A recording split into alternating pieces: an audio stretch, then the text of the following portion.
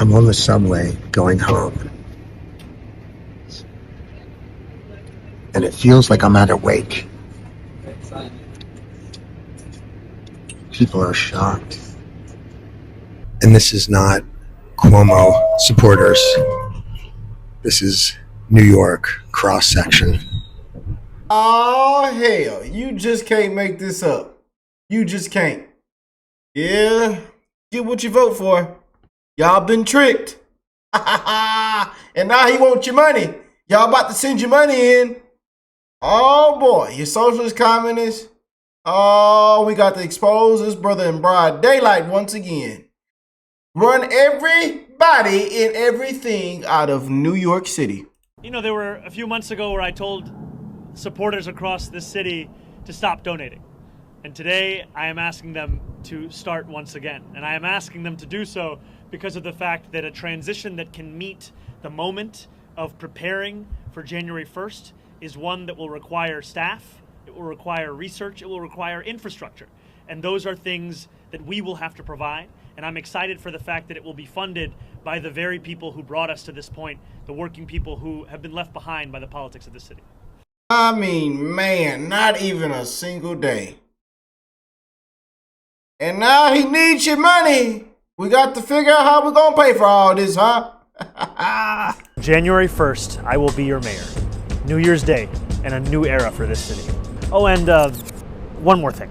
Remember how I told you a few months ago to stop sending us money? You can start again. This transition requires staff, research, and an infrastructure that can meet this moment. And it will be made possible by the people who built and believe in this movement. So I hope you'll make a donation at transition2025.com. Now let's get to work. Oh, hell. Free, free, free. How to want to really see something that said, take a look at what happened. Hey. Why this beat so cold? We will make America proud again. And you try to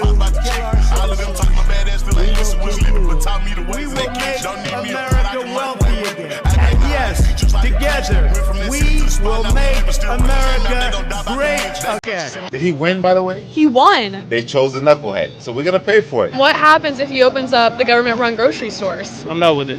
Oh, you don't like the government-run grocery stores? No. $30 minimum wage. Can you explain how that might affect businesses? We're going to hell. It's over. How are they gonna make payroll? It's just about all the policy that he's trying to do, increasing the workers and the taxes. It's not good. The minimum wage doesn't help the worker. It just helps the system. Pay more money, more taxes, prices go up. Overnight, half of them will go out of business. Well, I'm in a blue state, I'm sorry, but I've been red my whole life. Democrats have always ruined, steal, rob, and lie. Any thoughts on having him for 4 years? What I can do is just swallow and try to face it, but it's not easy. We're cooked. We're on the way to becoming a communist state. The city's in trouble. We're in trouble. Good luck. This guy last night, the anger that he spewed, I mean, he dropped the mask immediately. Mamdani did. Immediately. He got up there and was all but rubbing his hands together, looking at his new power and what he's going to do to the city of New York. God bless them. I wish them all the luck. And I'm worried on a personal basis because we go to New York, of course. If you live anywhere near New York City, you go. You go for shows. You go for occasional dinners. You know, your kids go. I shudder to think of what he's going to do to it.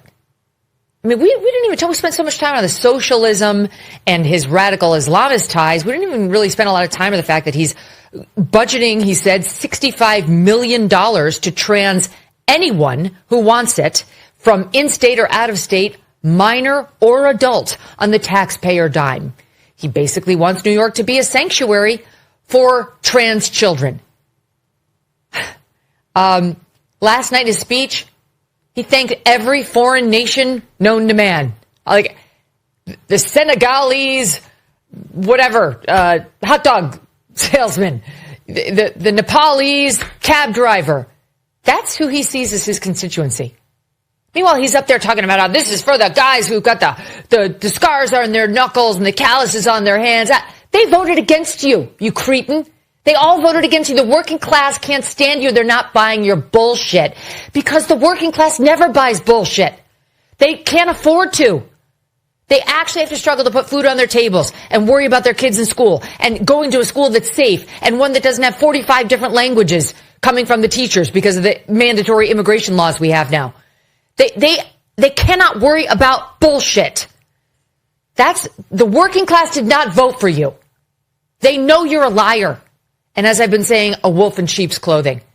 So don't spare me your speech about how there are people with the calluses on their hands. You're from some rich Ugandan family. You're not even a born American. You came over here. You have dual citizenship. Your mother said there's nothing American about you, proudly. Your dad thinks we need to be sure to make sure that we don't unfairly castigate suicide bombers. That's who you are. The working class knows you're a phony. Zohran voters' castles in the air are crumbling faster than expected. Remember how I told you a few months ago to stop sending us money? You can start again.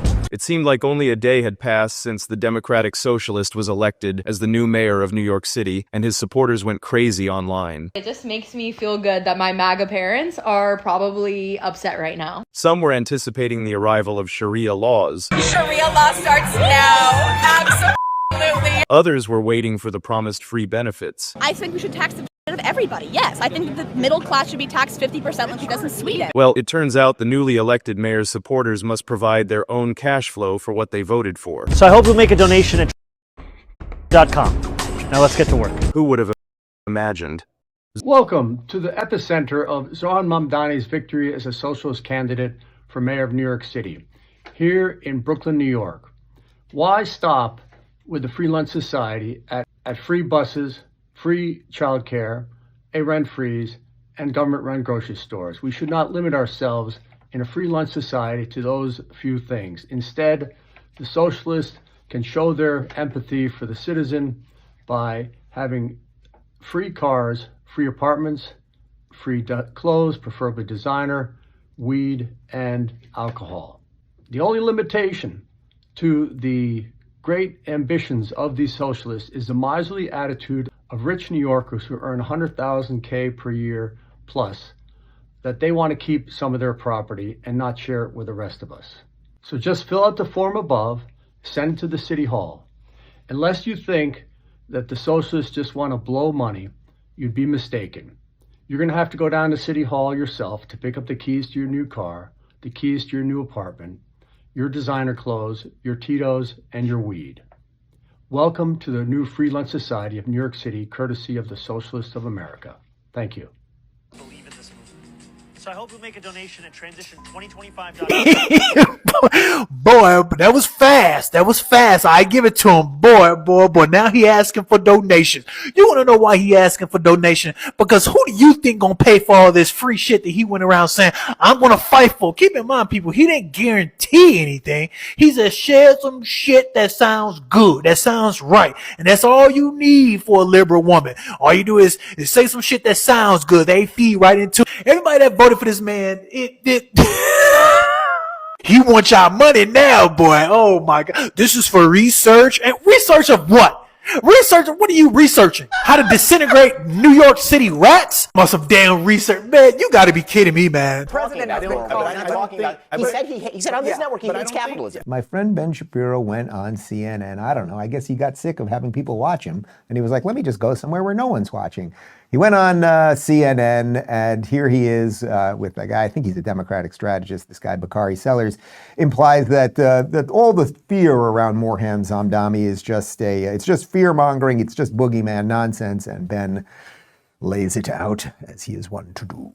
They do extremely well with picking a boogeyman out, and that is what they're doing. I mean, we cannot fall for that. I mean, they're simply otherizing Mamdani. They're saying whatever they want to say. And it's not working, though. That's the thing. Like, the more they attack him, the more... I mean, it's like... So then the question becomes why they're focusing on Mamdani. And I think the answer is because of Mamdani's own words. If you watched his victory speech last night, he used one line in particular that sort of leapt out and left off the screen when he said that there is literally no problem. This was his line. There is no problem too big for government to solve and no matter too small for government to care about. I mean, that's terrifying. What totalitarians would say, is that they're literally... And then the two people he quoted verbatim, aside from Mario Cuomo, which was I thought a delightful little slap at Andrew. I thought it was a little nasty. But he quotes Eugene V. Debs, who's a socialist, and then he quotes Nehru, another socialist, and then he says, "I am a socialist" from the stage. So saying that President Trump is somehow going overboard when he has campaigned as this, when the Democratic Socialists of America, which is a base from which he springs and to whom he answers in many ways,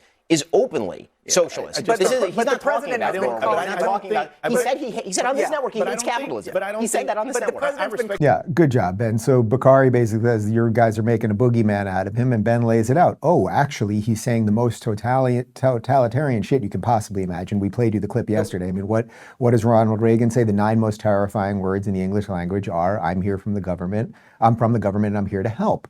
And he takes the complete opposite approach on that. So there's no boogeyman around this, right? He's telling you, I want to control the means of production. That's communism, Marxism 101. I want to control the grocery stores. I want everything to be free. I want more of their money. He's trying to institute class warfare on top of won't condemn, calls for genocide and all the rest of it, river to the sea and all just the globalizing intifada, all of this stuff. So there's nothing boogeyman about any of this. This guy is basically the worst of the worst, and they have chosen that in New York City. That's not boogeyman. That's just laying out what actually is true. Mayor-elect Zohran Mamdani, or however the hell you say his name, the Democratic Socialist / Communist, convinced a bunch of immigrants out in New York City to elect him to be their next mayor and lead them directly into the proverbial toilet, has an important announcement to make for all you folks that support him. Let's go ahead and roll. Period over the next few months to rebuild a city hall that delivers on the promises of our campaign, to make New York City affordable, and to make government accountable to the people it serves. Sounds like your standard liberal talking points, but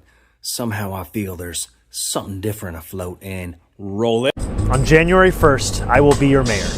New Year's Day and a new era for this city. What a terrible event to celebrate during the proverbial ball drop in Times Square, but there's more. Roll it. Oh, and one more thing. Remember how I told you a few months ago to stop sending us money? You can start. Why, you no good comment. You haven't even been sworn in yet. And like a true socialist, you already got your hand out. Now, you've been promising folks affordability and all this free malarkey that we all knew wasn't going to be free. I mean, anybody with a rational thought knew it wasn't going to be free. But there you are saying, hey, all this shit I promised you, I need y'all to pony up some dough so I can pay for the team that's going to give you all the free shit. What? Hold up. You want me to pay you so I can get free stuff? Well, that don't make a lot of sense. Rest in peace, New York.